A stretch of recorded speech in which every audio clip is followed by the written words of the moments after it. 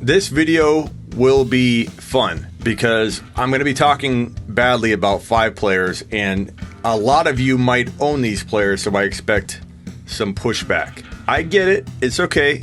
The one player with the most, I think, bust potential is Aaron Jones because of he's coming off a 19 touchdown season where he only had 1084, I believe, on the ground, just barely over 1,000 yards.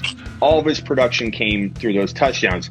Getting a TD Vulture type player in A.J. Dillon threatens his one bread and butter category. No one can land every prediction, so trust your gut if your gut tells you one of these guys is going to do better than I'm suggesting. But my job is to bring you players that have a lot of red flags. Not one, not two, multiple red flags. And when multiple red flags are present, it's time to pump the brakes on drafting players like this when they're going really high. It's not so much that I think all these guys could bust. I'm not saying all 5 will, but the potential to bust is present. But when you look at things from like a scale perspective, when the risk outweighs the reward, it's time to look elsewhere for a different player at the draft selection where you're thinking about grabbing one of these players. So please take that away from this avoid these guys conversation. It's not that one of them, 2 of them, even 3 of them can't do well.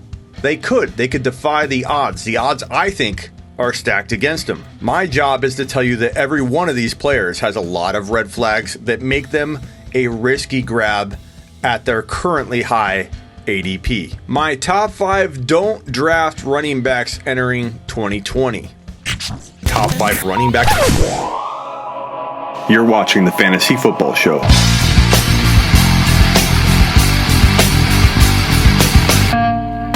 Smitty! Take a lap. Leonard Fournette.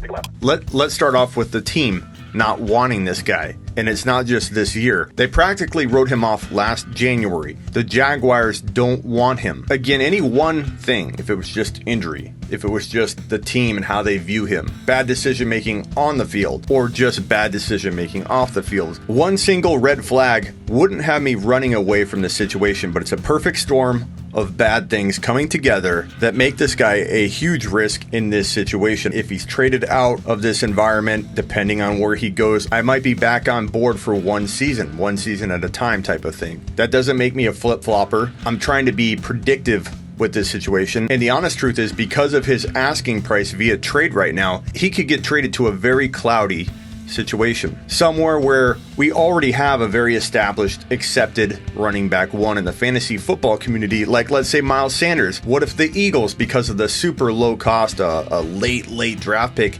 landed Leonard Fournette and ruined the value of Miles Sanders? That's the kind of thing that could happen when you're talking about a running back with a very, very, very low trade value. What we know right now, Leonard Fournette is in Jacksonville. Leonard Fournette is not wanted in Jacksonville. They did not extend him for a reason. They've tried to write him off multiple times. He's an injury-prone running back that has a very, very aggressive style of play that will lead to injury in time.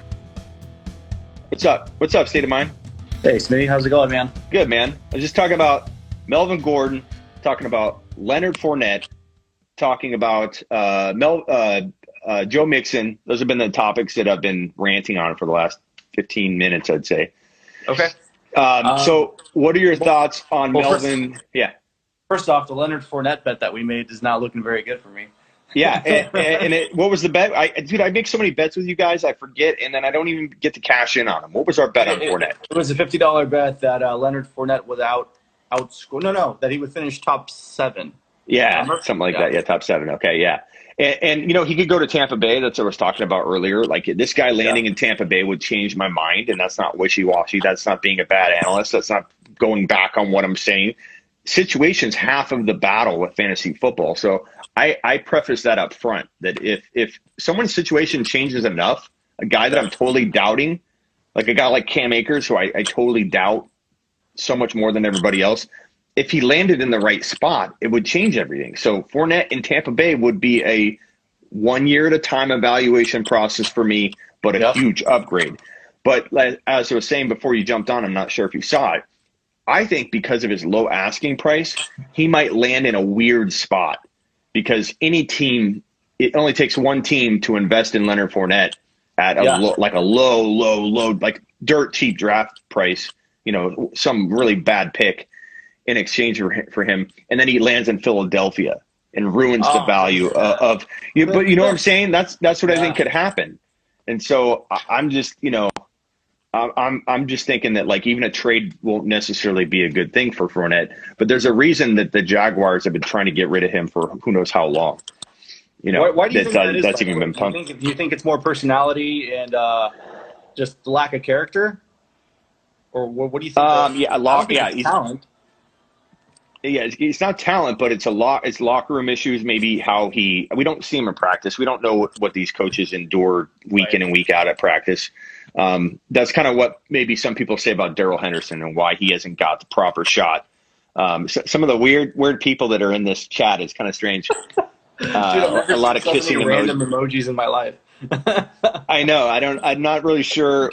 Sometimes my late night lives, they attract like this massive amount of randomness. like right now we got 522 people in here. Like sometimes it's funny. Like late night with Smitty. Yeah, late night emojis with Smitty. Like I like the green heart and the cat. Like I get a lot of that, the Pinocchio noses, the roses. Please ask your fantasy questions below. This is the best reactions I've had to my Fournette and Mixon bus talk that I've ever had. I get these kisses and emojis and hearts, instead of like the middle finger. Yeah, it's like I kind of enjoy it. This is when I see these people flood in, and I got some of these spammers. I'm like, this is the time to drop my negative stuff because I'm going to feel good about myself after. That's right. Because there were so many viewers. Somebody was asking, dude, I'm sorry to interrupt you. Who was that third running back on the list that you're staying away from? Okay, so number 1, Fournette. Number 2, Joe Mixon. Number 3 on my stay away list, I believe I'm still creating the video. I'm trying to remember what order I had them in exactly. But I know Cam Akers is number 5. I know you're not going to like number 3 or number 4. I'm gonna put Miles Sanders right around that range, 3 or 4. And but it's the one player that I'll say. Aaron Jones is number 3. So Aaron Jones is number 3. I know you're not going to like that one, but we've talked that through. I think there's an argument to make on both sides. Miles Sanders is number 4, but let me talk about Aaron Jones first, then we'll go to Miles Sanders.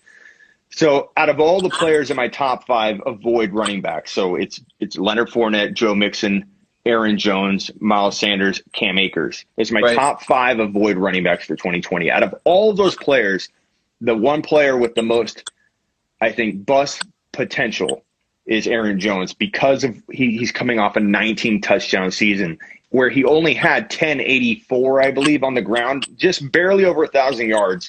All of his production came through those touchdowns. Getting a TD Vulture type player in A.J. Dillon threatens his one bread and butter category where he just cleaned up, and that's touchdowns. Not only that, he was probably looking at a regression in touchdowns regardless, right? Because 19 is going to be hard to sustain. So he was already looking at a regression. Now he's looking at A.J. Dillon. I think it's set up perfectly for him to be the most likely to disappoint. But in my video, I'm going to say every single player. Is there a shot this player proves me wrong? Absolutely. Not all 5 of them will bust. These are just my collection of 5 running backs that have the most red flags given the cost.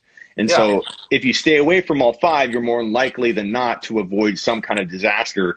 And maybe I'm wrong on 1 or 2 of them. I could be wrong on all 5. We don't get everything right. These could be the major 5 things I get wrong next year. But bottom line is they feel very red flag-ish to me. Yeah. There's multiple red flags with each one of them.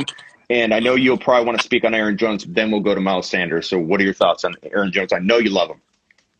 I love him if you can get him at the right spot. But right now, before the draft, he was going at the top end of the second round.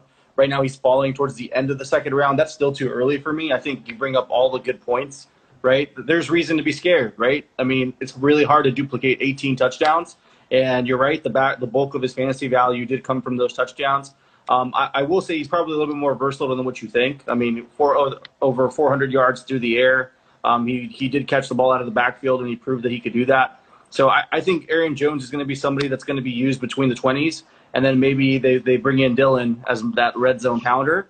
So I think Aaron Jones still has top 12 value. He finished number 2 only behind Christian McCaffrey last year. He's definitely not going to do that. Like, we could agree that the stars would have to align completely for him to be able to finish in the top 3. But I think the likelihood of him finishing maybe 12, I don't think that's crazy. And if you can get him in the 3rd round, I do think there's value there.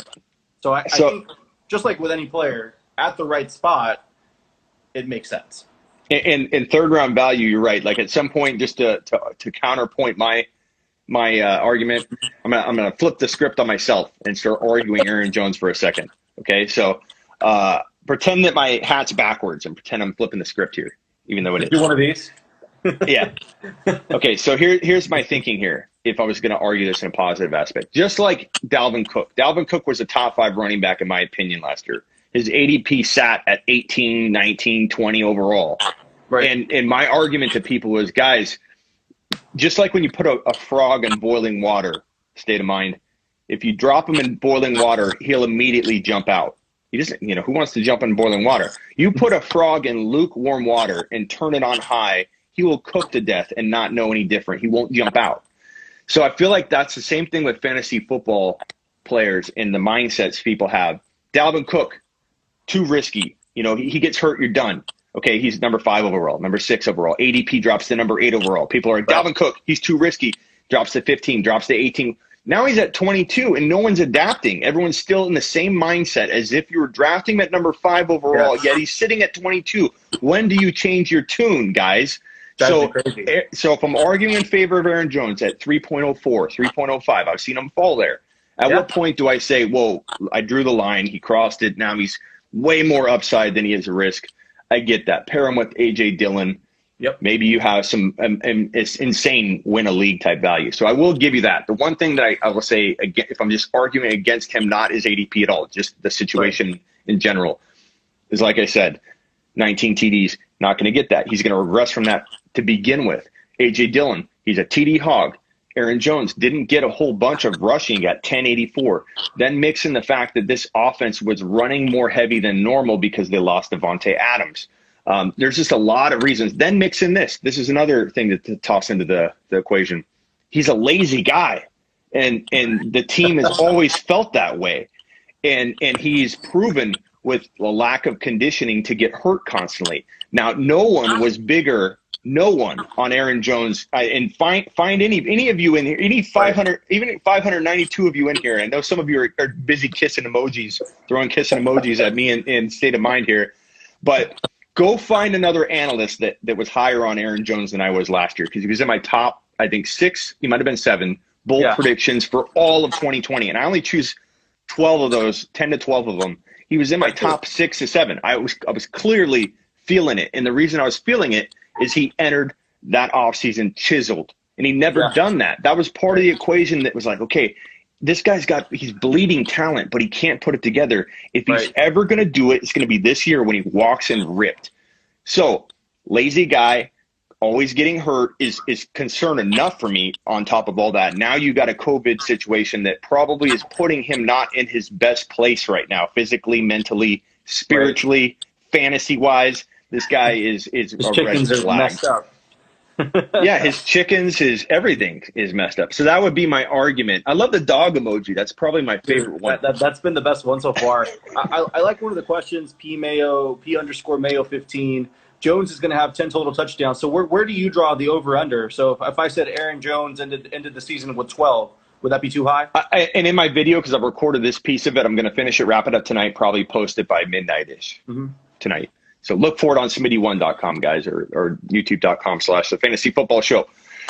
In this video, I said he's going to get under double-digit TDs.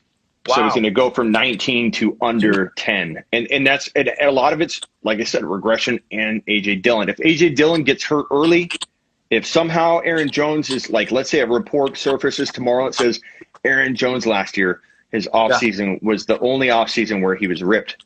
But no more. This guy's been training like a beast in his own home gym that he built. He's been lifting logs and walking logs like 4 miles a day down the road.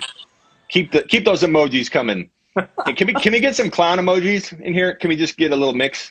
I'm feeling a little too positive. But I would love to see it. Too much sunshine and hearts. We need some clowns. I don't know, Mayo. I want to hear from the people in the chat. What do you guys think? Aaron Jones has double-digit touchdowns in 2020. Comment. I would like to hear if you are in agreement with Smitty. I think 12 is the number. I think he finishes with 12 total touchdowns. Tough fraud. I got my stat prediction for Aaron Jones, right? Okay. I got 900 on the ground. I got 300 through the air.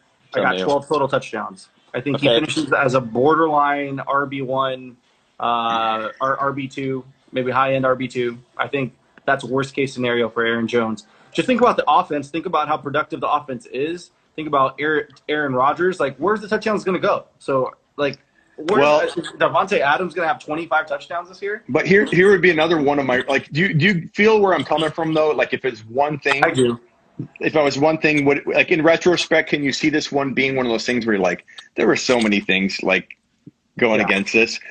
That's how I call my bus when there's so many different red flags coming together. So my thing would be, even if he was staying in shape and could stay healthy, which he's never been able to do unless he's been chiseled and had an amazing offseason. This can't be that offseason. How many guys are going to get hurt in this offseason? Dude, I think this is the offseason where rookie running backs, unfortunately, take some weeks to develop. So for me, I'm like, those running backs that we feel are going to take a step back, I don't think they're going to take a step back until week 6, 7. So, it could avoid rookie walls, though, which could be a good thing in the end. But you want to counter – I've been arguing that for weeks now, that rookies will not come along as quickly as we think because they can't pass protect. They got to learn how to pass protect in that offense. They have to learn how to do all the things specific to that offense. But what might be something that's crazy, my counterpoint again, flip the script, is that if everybody's getting hurt, these rookies are going to have an opportunity.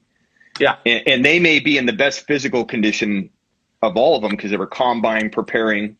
You know, they're getting ready for pro days not too long ago. Maybe they continue that. They're trying to earn, that I don't have a play. I can't absorb this offense. I'm going to stay in shape. They might be more motivated. These veterans might be like kicking back going, This may be the weirdest fantasy season of all time. This may be so crazy where we're like, it's unpredictable.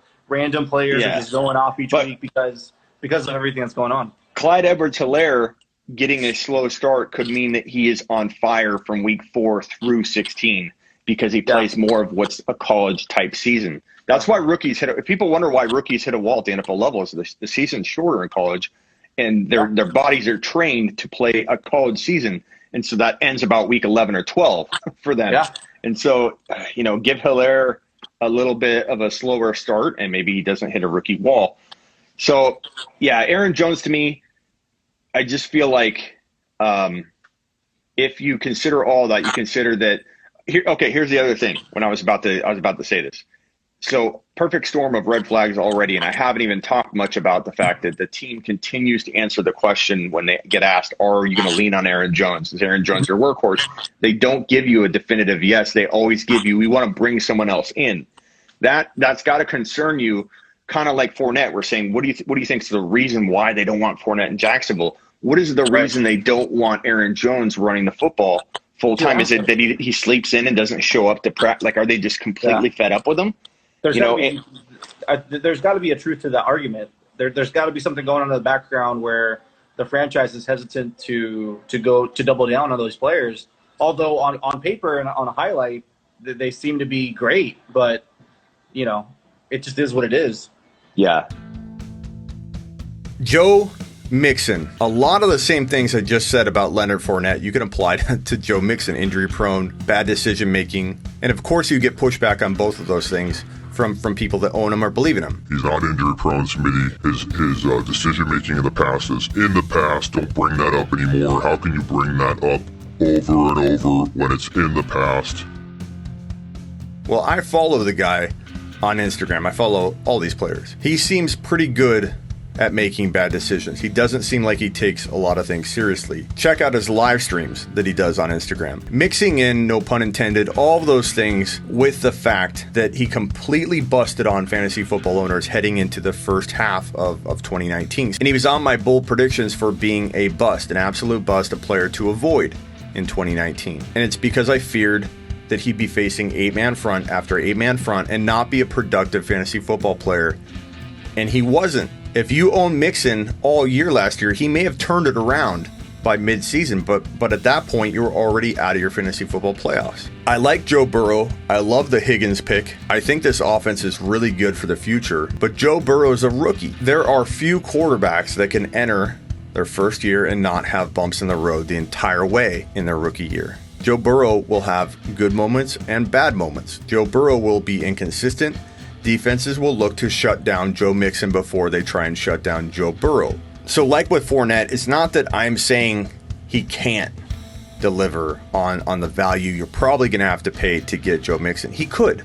So could Fournette. So understand it's more about balancing those red flags when there are multiple red flags. It's more about saying that this list more often than not will fail you at the high asking price that each one of these 5 players commands, and that any one of them could deliver. Miles Sanders.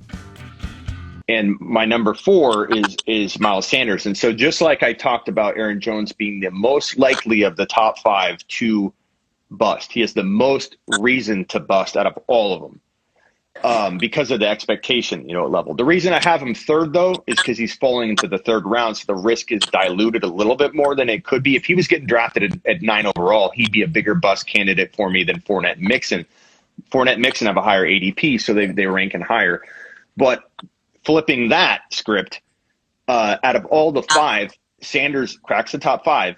He's the one that has the most potential to do well. So yeah. I'm not calling him a flat out bust. I'm merely saying that just like the other 5, there are some reasons to be cautious given where his ADP is. Now, if Sanders falls to the 3rd round on average, especially late 3rd round, I'm probably in at that value. So that says something about his talent. I'm not ignoring his talent.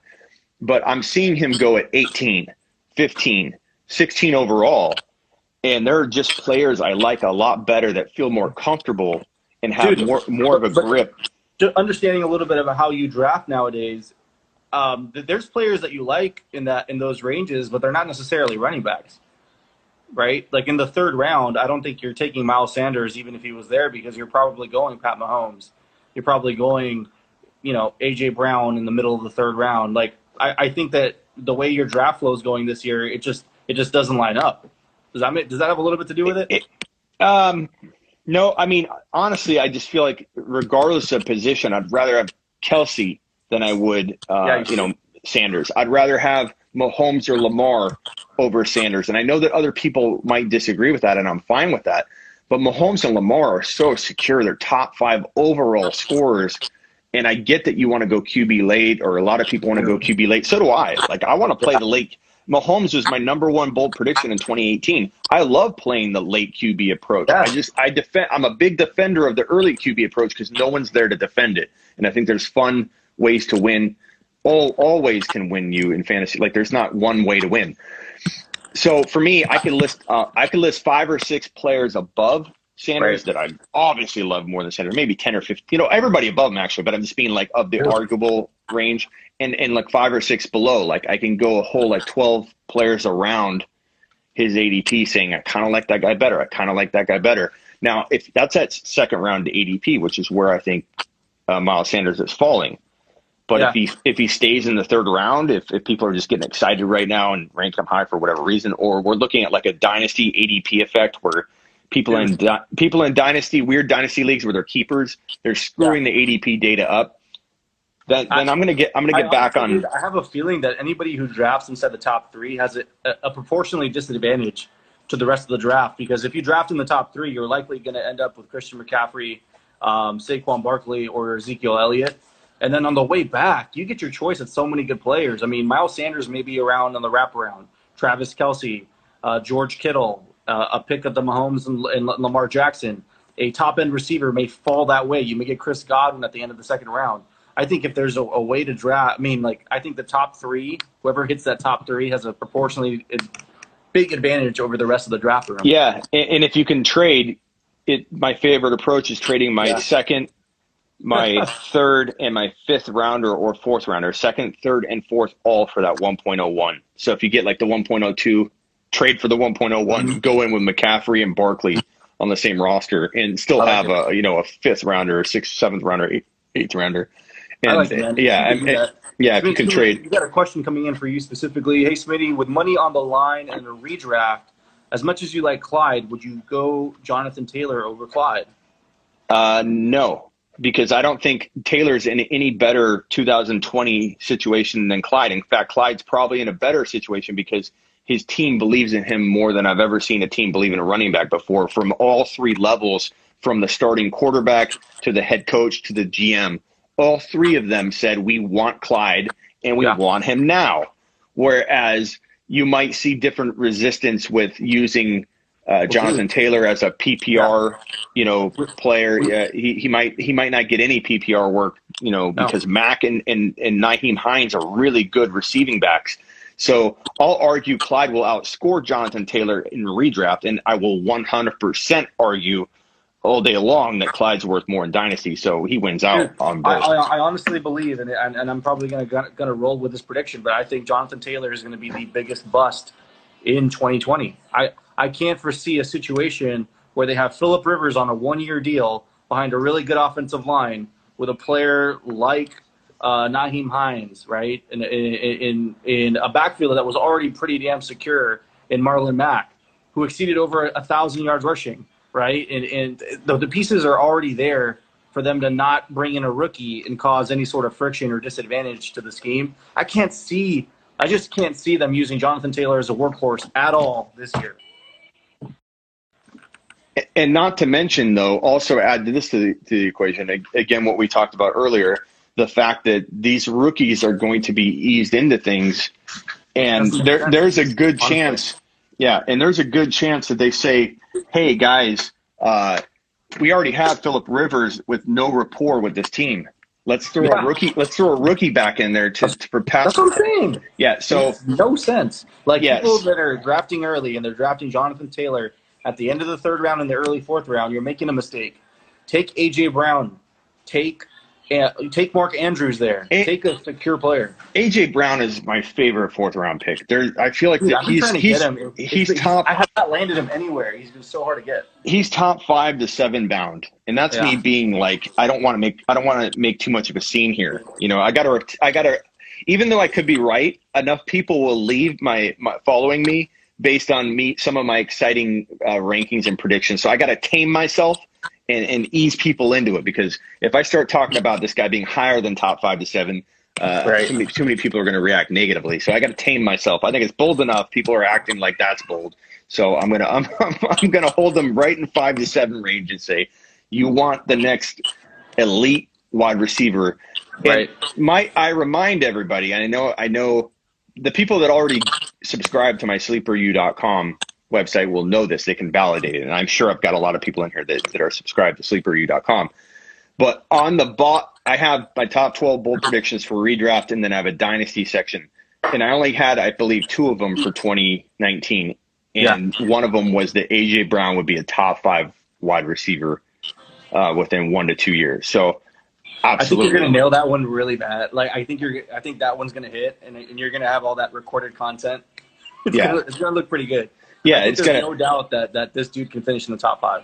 And to top this off, my top 5 avoid running backs: Leonard Fournette, Joe Mixon, Aaron Jones, Miles Sanders. If the value stays in the 2nd round, I like him more in the 3rd. I'll even remove him from the list if he starts going in the 3rd round, because I think the upside's there. They share. There's a history of sharing, carries there. You only have Boston Scott. Who's the other running back there? It's Boston Scott, and who else? They re-signed Corey Clement, but they don't have. That's why I like Miles Sanders. That's why there's an open door. Dictates productivity. Yeah, the dude was extremely efficient last year. He already finished 15th in fantasy rankings last year, and he was only used the second half of the season. If they keep him at which they might do, because they're a sharing type coaching staff. Yeah. At the running back position, if they keep him fresh enough and give him no more than 800 yards rushing, 750 receiving, 700 receiving, then he's going to be a Alvin Kamara type. Where in redraft he might not be as valuable, but in PPR he's going to be really valuable. So I'll remove him from the top 5 avoid list if he goes back to 3rd round value. I actually think that's okay value. Smitty, can we do a Miles Sanders name game? I'll throw out some running back names. You let me know if you're taking Miles Sanders before him. Okay. Derrick Henry or Miles Sanders? Oh, Derrick Henry. Austin Eckler, I know that one. Aaron Jones or Miles Sanders? I think they both belong in the third round. So those are really good third round players to me. I take Aaron Jones and I strong arm my AJ Dillon onto my team somehow. I How just about make sure. Leonard Fournette or Miles Sanders? Miles Sanders. Melvin Gordon or Miles Sanders? People are going to think this is crazy, but I think Melvin Gordon's going to have a big year. I would take Sanders because his trade value is higher. But if you just told me I had to take a player and I couldn't trade, there's no turning back. You couldn't trade it. You're committed to that player for. I'd probably still go Miles Sanders because Miles Sanders is third round capable, and I don't have Melvin Gordon there. I'm Melvin Gordon in the top of the fourth or late fourth. So Sanders I have higher. I take Miles Sanders. Taylor. Are you taking Jonathan Taylor over Miles Sanders? No. Jonathan Taylor I think is going to have running back outside of Clyde Edwards-Helaire. I take Clyde Edwards-Helaire over Miles Sanders. I'd dance around the room if I. Any other rookie running back? No. Okay. No, this is a slow. Miles Sanders ranked about 15 to 20. I would say 15 sounds about right. I don't think that's crazy. I think that's a good place to rank him. My concern for people is that they're vaulting him ahead of guys like Mahomes and Lamar and Kittle and Kelsey. Man. I have Miles Sanders 9th. Yeah, I just feel like there's no protection there if he gets a raw deal, a raw end of the deal, which he could in Philly. Philly's not going to necessarily commit 100% to him. They're weird, and I feel like. His frame, we've seen it with Kamara getting hurt, and I think it could be an anomaly. I like Kamara. I love Kamara this year, but there's a reason smaller. Big dude. He's 5'11", 211. He's a sizable running back. Yeah, he's built weird because he does not look big. Looks slender though. He looks real slender. I'd be real interested to know if that's his real frame. But going to Akers, because I think I have just a few minutes left before this live cuts off. I think 8 minutes. Cool. Akers is a must avoid for me in 2020. If you're talking dynasty, there's more of an argument. I have more wiggle room to accept that there's upside here. Mm-hmm. But just like we talked about with Jonathan Taylor, if anybody thinks that the Rams are going to hand the keys to that lineup to a raw player his film is raw. He's not refined anywhere close to a Clyde Edwards-Helaire. And anybody arguing that Akers is more refined is merely looking at the stats or they're a homer. You look at the film, he is not a patient player at all. He misses reads. He doesn't let plays and holes develop. He literally just lowers his head and rams over people, which worked at the college level, but he's going to get hurt because he uses his head. He doesn't use his, part of his body. He literally just goes like this. He goes straight all the time. It's not something I noticed that's silly that I'm calling out because it's biasly in favor of what I'm talking about. It's literally all the time. The guy invites injury with that. And he's going to play much bigger, faster, stronger guys at the next level. My biggest concern, though, is he crosses his feet, all kinds of stuff. With all those holes in his game, those voids in his game, things he needs to work on, which he could improve upon. There are players that have left the college level, gone into the pros and became a lot better players. It's possible. No one saw Tom Brady developing the way he developed. It's possible. You have to not use that as a thing you'd rule out. This guy can't get better. He could work on all those things. But look what the Rams just did with Darrell Henderson, who they took, 70 overall? Not that much later. I just realized that they traded up. And, they traded up for Darrell Henderson. They believed in Darrell Henderson. Darrell Henderson's film is better than Cam Akers. I love when people argue that it's not because they don't watch film. I love it. It's a ridiculous statement that his film looks better. You could argue his competition made his film look better, but you cannot tell me that Akers' film looks better. He had more 20 and 40-yard runs, 12, 50-plus yard runs, more yards per attempt than anybody in college football history. You can't tell me his film doesn't make you drool all over the place. It's that people think it's bad competition that he faced. I get that argument. The Rams failed to use Darrell Henderson. Akers is raw. Akers needs a lot of work all over his game, and he's walking into an environment where the Rams didn't use Darrell Henderson. What makes them think that this kid's going to get How much of that do you think is the lack of understanding the playbook? I went to Rams camp last summer, and I got a first-hand look. They were using Todd Gurley, obviously, with the first team, and Darrell Henderson was running with the third team, and I was like, what the heck's going on? He did look fast. He looked great. But I'm like, what is this guy just not understanding the playbook? Like, they didn't use him at all. So how much of his value is going to be baked into the fact of who understands the playbook better and who understands blitz protections better and who can protect Goff better? That's 100%. That's 100%. Not 100. It's for sure a piece of the problem. That's part of the problem here for sure. And like I've been telling people, when Cam Akers and all of these rookies don't get to absorb the playbook, and they're coming into camp, they're not coming into camp. They're coming into the league without the background and the offseason that any other rookie's been afforded. How on earth do you expect them to unseat a guy like Darrell Henderson and Brown, who have been there? They know the playbook. They know the plays. They're not going to sit. They're not putting Akers in there until later in the year. And so that cracked door, we don't know how cracked it is. It could be wide open. Probably not. Probably not. It's probably small because the Rams don't know what they're doing. But there's at least an opening for Henderson to try and show that talent that he has, that breakaway ability. And so my money's on him showing that before Akers even gets a chance. But Akers' game is so raw. I love when people, like Rapper and I were going at each other, and there's a lot of people in there that must have just drafted Akers because they're all throwing heat at me. And I was like, you know what? You guys aren't watching the film. Here's a report, guys, from Rams GM Les Snead. He says that the offense wants to utilize more than one workhorse moving the ball. They want to use different skill sets this year. So it may be one of those headaches where you're just like, it just, it could be one series Malcolm Brown, one series Darrell Henderson, and it's much like probably what we saw with the 49ers. Darrell Henderson is a good option, though. I would say he's not like, I don't know how many times I have to repeat this to people because they literally don't. He's free, dude. He's literally free. People don't listen to this, so I'm going to say it into the camera. Guys, I don't trust the Rams situation, so I'm not telling you Darrell Henderson's going to 100% succeed. In fact, I'm pessimistic because of what they showed me last year. I feel bad for everybody that's into Akers right now because I just went through what you're about to go through all year last year with Darrell Henderson. I feel for you. I have compassion and empathy for you because you're about to go through that. If you're an Akers believer in 2020, in an offseason where he can't absorb the offense, the playbook, pass protection, all of that. He's supposed to no, he's not. Right. And so I feel bad for people that think that. And is there a possibility that because Gurley not being there, it's a different situation? Because I call it a similar situation. People are like, oh my God, Gurley was there. Gurley was half of his former self there. He was no different than Malcolm Brown being there right now. Let's get real. Is that he had a good understanding of the playbook. He was in the scheme and in the offense for a very long time.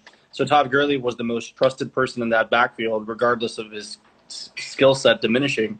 So I think the statement that the GM proves correct, and I think that if you're not in a dynasty league, you may just want to stay away from the backfield altogether. Yeah, or people are soured at the end, right? Yeah, exactly. Soured on Darrell Henderson. Henderson's been his value's been pissed on and stomped in the ground. Man, you could get him at like double-digit rounds. So take his fab.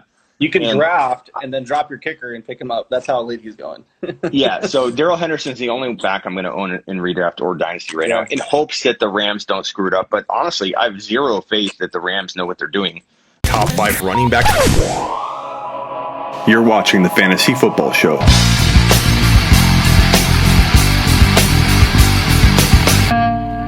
Smitty,